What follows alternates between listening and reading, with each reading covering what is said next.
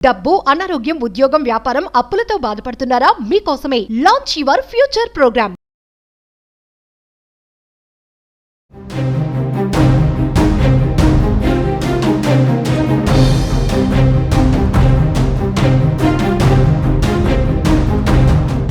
నమస్తే, welcome back to Suman TV. ప్రస్తుతం మనతో పాటు ఉన్నారు పబ్లిక్ స్పీకర్ రజనీ రమ్మ గారు. నమస్తే మ్యామ్. నమస్తే నవీన. మ్యామ్, రీసెంట్గా టీచర్ని స్టూడెంట్ కొట్టింది. ఇది వినడానికి ఆశ్చర్యం. అంటే స్టూడెంట్ని టీచర్ కొట్టడం అనేది మామూలు విషయం కాదు, కూడా మామూలుగా చెప్పుతో కొట్టడం. మొబైల్ తీసుకుందని టీచరు, నా మొబైల్ నాకు ఇచ్చేసే, ఆ వీడియో కూడా మీరు చూసే ఉంటారు. సరే, అయిపోయింది, మరి కొట్టింది, ఆ ఇన్సిడెంట్ జరిగింది, అందరూ వదిలేశారు.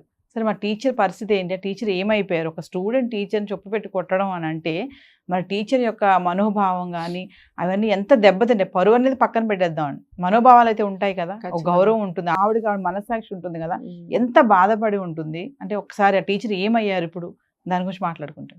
ఇది చాలా నీచమైన విషయము, ఘోరాతి ఘోరమైన, ఎలా చెప్పాలి, చాలా బాధాకరమైన విషయం. టీచర్ అంటే ఏంటో అర్థమై చావట్లేదే వీళ్ళకి. చిన్నప్పుడు స్కూల్లో పాఠాలు ఉండేవి, అసలు అలాంటివి లేవు. ఇప్పుడు నేను ప్రతి వీడియోలో చాలాసార్లు చెప్తున్నాను, పాఠ్యాంశాలు మార్చాలి, విద్యా విధానం మార్చాలి, ఫస్ట్ ఫండమెంటల్ రూల్స్ అనేవి నేర్పాలి పిల్లలకి. దాని పేరే బుద్ధి జ్ఞానం. అది స్కూల్లో జాయిన్ చేయకముందే తల్లిదండ్రులు నేర్పాలి, స్కూల్లో జాయిన్ చేసిన తర్వాత పాఠ్యాంశాల ద్వారా నేర్పాలి.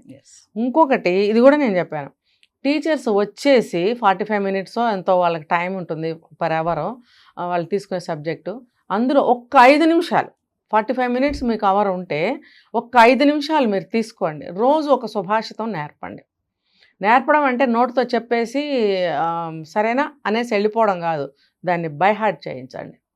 బై హార్ట్ చేయించినప్పుడు వాళ్ళు అది గుర్తుపెట్టుకుంటారు, అది మైండ్లో రీల్ అవుతూ ఉంటుంది. ఆ విధంగా వాళ్ళు ప్రవర్తించకుండా ఉంటారు, దానికి కట్టుబడి ఉంటారు ఏదైతే టీచర్ నేర్పిందో. ఇప్పుడు టీచర్ని ఎందుకు గౌరవించాలి, సాటి స్టూడెంట్తో ఎందుకు మంచిగా ఉండాలి, తల్లిదండ్రులను ఎందుకు పూజించాలి, దైవంతో సమానంగా తల్లిదండ్రుల్ని గురువుల్ని ఎందుకు చూడాలి, ఇది మీ యొక్క భవిష్యత్తు టీచర్ల మీదే ఆధారపడి ఉంది ఎందుకు, ఇలాంటివి ఎటువంటి విషయాలైనా సరే ఆ స్టూడెంట్స్కి ప్రతిరోజు ఒక్క 5 నిమిషాలు, పోనీ 3 నిమిషాలు తీసుకోండి, మీ టైం ఏం వేస్ట్ అవ్వదు.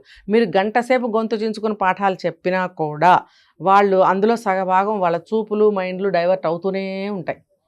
మీరు ఇది ఒక 5 నిమిషాలు చెప్పారంటే ఖచ్చితంగా అందరూ అటెన్షన్లోనే ఉంటారు. కావాలంటే టెస్ట్ చేసుకోండి.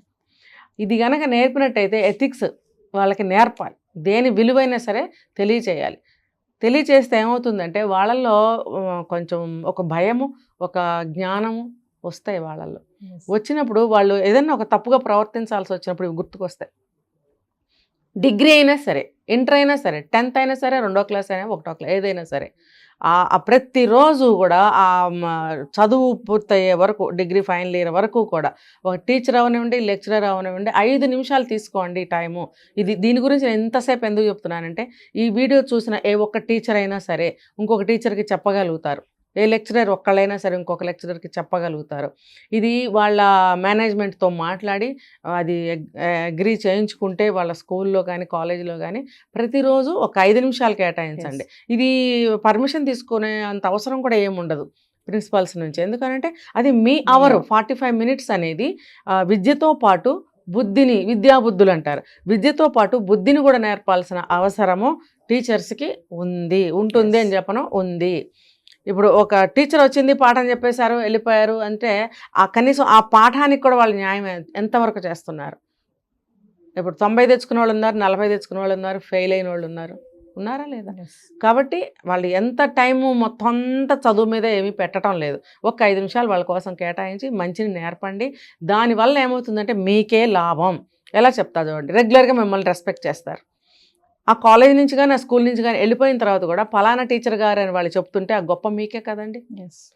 ఫలానా గొప్ప టీచర్గా మీరే మిగులుతారు కదా, ఒక గొప్ప లెక్చరర్గా మీరే మిగులుతారు కదా. పిల్లలు బయటికి వెళ్ళి అలా చెప్తుంటే, మా మేడం మా సార్ అని చెప్తుంటే ప్రతిరోజు వాళ్ళ నోట్లోంచి మీ పేరు అట్లా వస్తుంటే మీకు ఎంత మంచి అండి, మీకు ఎంత గొప్ప పేరు వస్తుంది చెప్పండి. మీరు ఎప్పుడు కూడా వాళ్ళ మైండ్లో గుర్తుండిపోతారు. మా చిన్ననాటి టీచర్స్ ఎప్పుడైనా కనిపిస్తే మేము ఎప్పటికీ రెస్పెక్ట్ చేస్తాం, కాళ్ళకి దండం పెడతాం, ఇంటికి పిలుచుకొచ్చి మాకు తగినంత గౌరవం ఇచ్చి మర్యాద చేసి పంపిస్తూ ఉంటాం ఇప్పటికీ కూడా. వాళ్ళ మనసుల్లో మేము అలాగే నిలిచిపోయాం, మా మనసుల్లో వాళ్ళు అలాగే నిలిచిపోయారు. కొంతమంది గతించిపోయినా కూడా ఉన్న టీచర్స్ని ఎప్పుడైనా కలిస్తే మేము అంత రెస్పెక్ట్ చేస్తాం. మేము చదువుకున్న స్కూళ్ళకి వెళ్ళి ఆ స్కూల్ని ఒక దేవాలయాన్ని చూసినట్టు చూసి వస్తాం. ఇప్పుడు ఎవరైనా చేస్తున్నారా?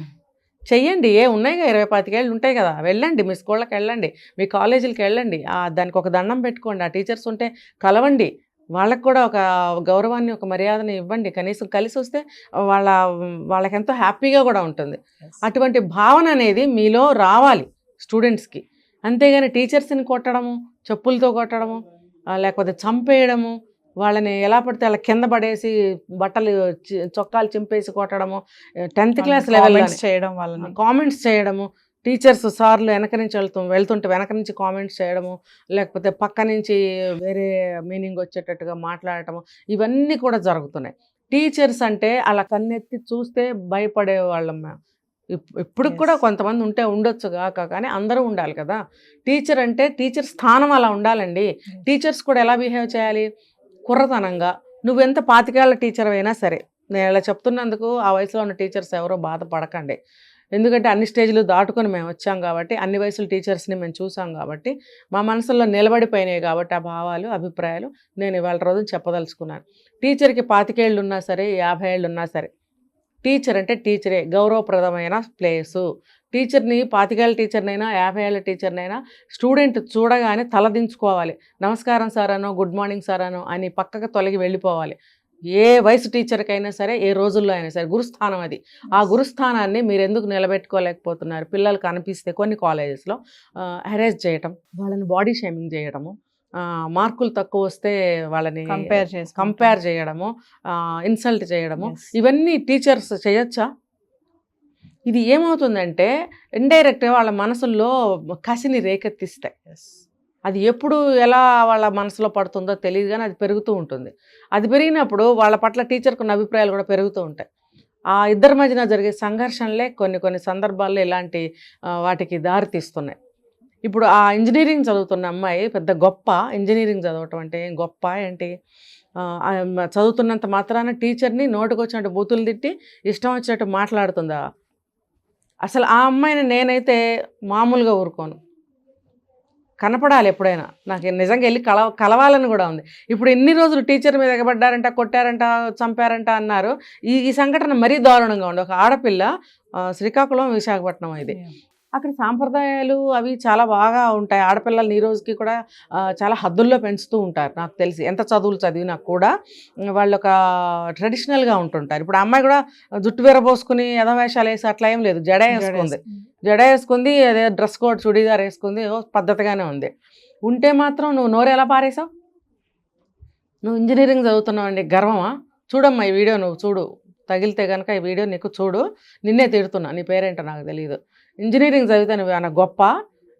నీకన్నా లక్షల కోట్లాది మంది చదువుతున్నారే, నీకన్నా గొప్పవాళ్ళే, నీకన్నా బాగా చదివారు, నీకన్నా పెద్ద స్థానాల్లో ఉన్నారు. నువ్వే పాటి టీచర్ని నువ్వు అని సంబోధిస్తావు? ఫస్ట్ ఆఫ్ ఆల్ టీచర్ ముందుకు వెళ్తావా అసలు నువ్వు?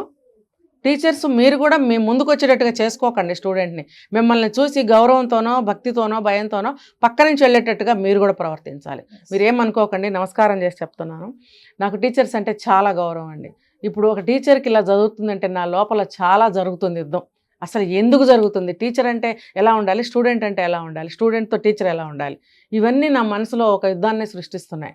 మరి ఈ పిల్ల ఎంత బరితెగించి టీచర్ ముందుకు వెళ్ళడము, కైమని గొంతు, అసలు ఆ వీడియో చూస్తుంటే నాకు బీపీ రేగింది. అసలు ఆ రకంగా టీచర్ మీద అరవటం, దూరంగా నుంచి టీచర్ మాట్లాడుతున్నారు కదా, ఈ అమ్మాయి కైమని అరుస్తూ దగ్గరకు వెళ్ళి చెప్పు తీయడం ఏంటి? అది తీస్తున్నప్పుడు ఆ గ్రౌండ్లో ఎంతమంది వెళ్తున్నారు, అందులో వర్కర్స్ అవ్వచ్చు, టీచర్స్ అవ్వచ్చు, స్టూడెంట్స్ అవ్వచ్చు, ఎవరైనా కానీ ఎవరు వచ్చి అడ్డుకోలేదే. ఈ అమ్మాయి మీదకి వెళ్ళిపోయి చెప్పు తీసి కొట్టేస్తుంటే ఆవిడ అడ్డుకుంది. అడ్డుకోవడం ఏంటి అసలు? ఈ అమ్మాయి అటాక్ చేసేసింది ఆల్రెడీ. అసలు దానికన్నా ముందు వాగింది, నోటుకొచ్చినట్టు వాగింది. ఆ నోరు మీద ఎందుకు వాత పెట్టలేదు? ఆ నోరుకి ప్లాస్టర్ ఎందుకు వేయలేదు మిగతా వాళ్ళు? ఆ క్షణంలోనే ఏదైనా తీసుకొచ్చి కట్టేయాలి నోరు, వెంటనే తీసుకెళ్ళి ఎక్కడ రూమ్లో పడేయాలి. ఆ గ్రౌండ్లో ఆగమ్మ అంటారేంటి? ఆ చేతులు పట్టుకుని లాక్కెళ్ళి ఎక్కడన్నా గదిలో పెట్టచ్చు కదా. టీచర్ మీదకి ఎగబడుతూనే ఉంది. ఈవిడ కూడా కోపం ఆపుకోలేక కొట్టారనుకో. ఇదంతా ఎంత అసహ్యంగా ఉంది చూడండి. ఆ అమ్మాయి తల్లిదండ్రులు కూడా ఇంతవరకు సీన్లోకి రాలేదని స్పందించలేదు. అంటే ఏంటి, ఎందుకు వెళ్ళిపోయారంట? తప్పు కదా తల్లిదండ్రులు. ఇంటికి తీసుకెళ్ళి ఆ అమ్మాయికి 4 తగిలించాలి కదా. అసలు ఆవిడ పరువు నష్టం కింద ఏదైనా కేసు వేసినా వేసుకోవచ్చు, ఆవిడ ఏ రకంగా అయినా ఆవిడ ఇష్టం వేసుకుంటే వేసుకోవచ్చు. కానీ మరి ఏ రకంగా ఈ అమ్మాయిని క్షమించాలి? ఆవిడే పనిష్మెంట్ వేసుకుని రిజైన్ చేసి వెళ్ళిపోయారు. ఎక్కడికి వెళ్ళిపోయారని ఆరా తీస్తే ఆవిడ రిజైన్ చేసి వెళ్ళిపోయారు. అంటే ఆఫ్టర్ ఆల్ ఒక స్టూడెంట్, కొన్ని వేల స్టూడెంట్స్ వెళ్ళుంటారు ఆవిడ సర్వీస్లో. ఈ ఒక్క పిల్ల వల్ల ఆవిడ భవిష్యత్తుని, ఆవిడ ఉద్యోగాన్ని, జీవనోపాధిని వదులుకుని వెళ్ళాలా? మేడం గారు, మీరు ఎక్కడున్నా సరే దాన్ని వీలైతే మళ్ళీ మీరు జాబ్లో జాయిన్ అవ్వండి. ఎవరో ఒక్క స్టూడెంట్ కోసం మీరు మీది పాడు చేసుకోవాల్సిన అవసరం లేదు, జాయిన్ అవ్వండి వెంటనే. ఆ పిల్లకి మీ టీచర్స్ అందరూ లేదా మీరు ఒక్కళ్ళు కూడా బుద్ధి చెప్పచ్చు. తర్వాత ఆ తల్లిదండ్రులకి, ఇందాక నేను అదే ఒక వీడియోలో చెప్పాను, తల్లిదండ్రులకి బుద్ధి ఉండటం లేదండి. కొన్ని ఫ్యామిలీస్లో తల్లిదండ్రులు చదువుకున్న వాళ్ళు ఏదో కూలీనాలు చేసుకుంటుంటారు, అలాంటి వాళ్ళ పిల్లల్ని కూడా కాలేజీకి పంపించి ఇంజనీరింగ్ చదివిస్తున్నారు. తల తాకట్టు పెట్టి సెల్ ఫోన్లు ఇస్తున్నారు, ఒకటి ప్లేస్లో 2 ఫోన్లు కూడా ఇచ్చేవాళ్ళు ఉన్నారు. అసలు ఫోన్ ఎందుకు? ఇటువంటి సంస్కారవంతురాలైన ఈ అమ్మాయికి, పేరు నాకు తెలియదు, ఫోన్ ఇవ్వడం ఏంటి? స్కూల్స్లో, కాలేజెస్లో పిల్లల చేతిలో ఫోన్స్ మేడం. ఫోన్ అదే మరి పేరెంట్స్ ఏం చేస్తున్నారు? దేనికి నాకు కూడా అర్థం కావట్లేదు. ఏమన్నా అంటే వర్క్ ఉంది, గూగుల్లో చూస్ చేసుకోవాలి అంటారు. ఇవన్నీ చూడడం వల్లే కదా మరి. వర్క్ ఉంటే నువ్వు కాలేజీలో చేసేస్తున్నావా, స్కూల్లో చేసేస్తున్నావా? ఇంటికి వెళ్ళి కదా చేస్తావు వర్క్. ఇంటికి వెళ్ళినప్పుడు అక్కడ తీసుకో, పేరెంట్స్ తీసుకో, లేకపోతే అందరి మధ్యలో ఒకటి పెట్టండి కామన్గా. అది మళ్ళీ అదే ప్లేస్లో పెట్టాలి. నువ్వు ఒక్కదానివే వాడుకుంటే ఎలా? మాకు కావాలి కదా, ఇంత టైంలో నువ్వు వాడుకో, ఇంత టైంలో మాకు కావాలి, కాబట్టి ఒక 1 అవర్ అంతా చూసుకో, అక్కడ పెట్టు అనేటువంటి పద్ధతి ప్రతి ఇంట్లో వస్తే, ఇట్లా ఇంటికి 5-6 ఫోన్లు, ఉన్నది 3 ఉంటారేమో, 3 ఉంటే 4-5 ఫోన్లు, 4 ఉంటే 5-6 ఫోన్లు, ఇలా ఎందుకండి అన్నేసి ఫోన్లు? ఇది పతనానికే దారి చేస్తుంది. ఈ అమ్మాయి ఇలా ఇప్పుడు టీచర్ని కొట్టిందని, టీచర్ని తిట్టిందని కాదు, అసలు ఈ అమ్మాయి ఒక ఉద్యోగం చేస్తుందంటే ఒక ప్లేస్కి వెళ్ళి, ఆఫీసర్స్తో ఇలా ఉండదని ఏంటి గ్యారంటీ? కాండక్ట్ అనేది దెబ్బతింటే స్కూల్లో టీసీ తీసుకునేటప్పుడు, చదువైపోయి వెళ్ళిపోయేటప్పుడు కాండక్ట్ సర్టిఫికేట్ అని ఒకటి ఇచ్చేవారు, ఇప్పుడు కూడా ఇస్తున్నారేమో తెలియదు. దాన్ని ఆధారంగా నెక్స్ట్ స్కూల్లో జాయిన్ చేసుకుంటారా లేదా అనేది, కాండక్ట్ బ్యాడ్ అని రాస్తే ఆ స్కూల్లో తీసుకోరు. మరి ఇక్కడ నువ్వు ఒక ఆఫీస్లో ఉద్యోగం చేస్తావు, రేపు పొద్దున్న పెద్ద సాఫ్ట్వేర్ అంటావు వెళ్ళి, అక్కడ నీ కాండక్ట్ సరిగ్గా లేనప్పుడు అక్కడ వాళ్ళతో నీకు ఎంత ఫ్రిక్షన్ వస్తుంది? ఎవ్వరు నీతో సరిగ్గా ఉండరు, నీ వర్క్ మీద పేర్లు పెడుతూనే ఉంటారు అక్కడ ఎవ్రీడే, నీకు చుక్కలు చూపిస్తారు. స్కూల్లో, ఇక్కడ కాలేజీలో మేడంని కొట్టినట్టు కాదు, అక్కడ ఉద్యోగంలో నిమిషానికి ఒకసారి ఆ వర్క్ ప్లేస్లో నీకు చుక్కలు చూపిస్తారు. అప్పుడు తెలుస్తుంది గౌరవం అంటే ఏంటో, భయం అంటే ఏంటో, భక్తి అంటే ఏంటో, వర్క్ అంటే ఏంటో. ఇప్పుడు ఏదో బ్యాగ్ ఒకటి వేసుకుని కాలేజీకి వెళ్ళి గొప్ప చూపించుకుంటే సరిపోదు. తర్వాత వర్క్ ప్లేస్లో నువ్వు రాణించవు, నేను ఖచ్చితంగా రాసిస్తాను, నేనే కాండక్ట్ రాస్తున్నా. ఆ అమ్మాయి వర్క్ ప్లేస్లో రాణించదు, రేపొద్దున అమ్మని నాన్నని కూడా కొడుతుంది. అమ్మని నాన్నని కొట్టే ఆ అమ్మాయిలు ఇప్పుడు బోళ్ళ మంది ఉన్నారు. అన్నం అసలు పెట్టకూడదు వీళ్ళకి, తల్లిదండ్రులను తిడుతుంది రేపేంటి, ఆల్రెడీ ఇంట్లో రోజు తిడుతూనే ఉంటుంది. ఇంటికి వెళ్ళి ఏమి బ్లఫ్ చేసి మాట్లాడిందో, ఏం బ్లఫ్ చేసి చెప్పిందో, ఏం అబద్ధాలు చెప్పిందో, ఏం మ్యానిపులేట్ చేసి చెప్పిందో తల్లిదండ్రులకి, వాళ్ళు చదువుకున్నారో చదువుకోలేదో, వాళ్ళ స్టేటస్ ఏంటో మనకు తెలియదు. అలా ఒకవేళ వాళ్ళకి అటువంటిది ఏమీ లేకపోతే కనుక వాళ్ళు బయటకు వచ్చి మాట్లాడలేరు కదా. వాళ్ళు కూడా ఒక ఎంప్లాయీస్ అయ్యండి, చదువుకున్న వాళ్ళైతే వచ్చి ఏం జరిగిందని తెలుసుకుంటారు. ఇప్పుడు కాలేజ్ మేనేజ్మెంట్ వాళ్ళు కూడా వాళ్ళ పేరెంట్స్ని పిలిపించాలి. ఇప్పుడు వాళ్ళు చదువు లేదు, ఏదో చిన్న చిన్న పనులు చేసుకుంటున్న వాళ్ళు అయితే కనుక వాళ్ళు బయటికి రారు. వాళ్ళు వచ్చినా మాకేం తెలుసండి అంటారు. ఇలాంటి అమ్మాయిలు వాళ్ళని కొట్టరని ఏంటి? వాళ్ళ తల్లిదండ్రులు చదువుకున్న వాళ్ళైనా ఇలాంటి అమ్మాయిలు కొడతారు, నా ఇష్టం వచ్చేట్టు నేను ఉంటానని బెదిరిస్తుంటారు. నేను ఈ సందర్భంగా ఇంకో మాట చెప్తాను.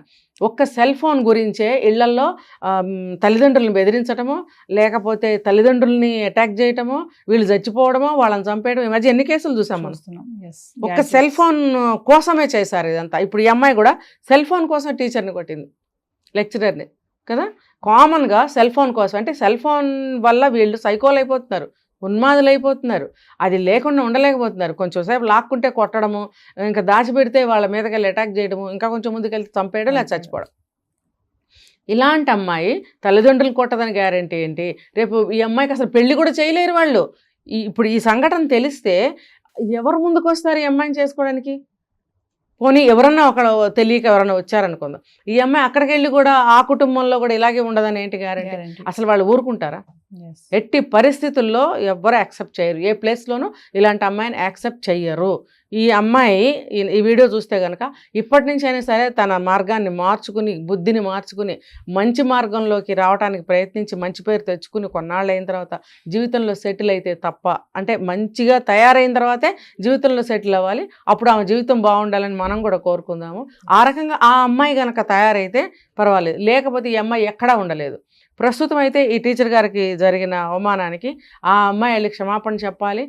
ఏం చేసినా తప్పు లేదు ఆ టీచర్ గారికి. కాబట్టి అంటే ఏం చేసినా అంటే ఏంటంటే ఆ టీచర్ గారికి ఇంటికి వెళ్ళి సేవ చేసి ఊడిగం చేసినా కూడా ఆ నిష్కృతి అనేది లేదు ఆ అమ్మాయికి. అసలు ఆ పాప పరిహారం అనేది లేదు. ఎంత పశ్చాత్తాపడినా, ఎంత సేవ చేసినా కూడా ఆ అమ్మాయికి నిష్కృతి అనేది లేదు. కాకపోతే ఏంటంటే కొంచెం ఉపశమనం అనేది కలుగుతుంది. కాబట్టి ఈ అమ్మాయి ఇప్పటికైనా ముందుకు వచ్చి, వాళ్ళ తల్లిదండ్రులు కూడా వచ్చి ఆ టీచర్ గారికి కాస్త ఉపశమనం కలిగించాలి, క్షమాపణ చెప్పాలి. తిరిగి ఆ మేడం గారు ఉద్యోగంలో జాయిన్ అయ్యటానికి విధంగా ఆ అమ్మాయి వెళ్ళి మాట్లాడి తనే తీసుకొచ్చి జాబ్లో జాయిన్ అవ్వండి అనగలగాలి, ఆ పని చేయించాలి. అప్పుడే కొంచెం పాప పరిహారం అనేది జరుగుతుంది. Thank you.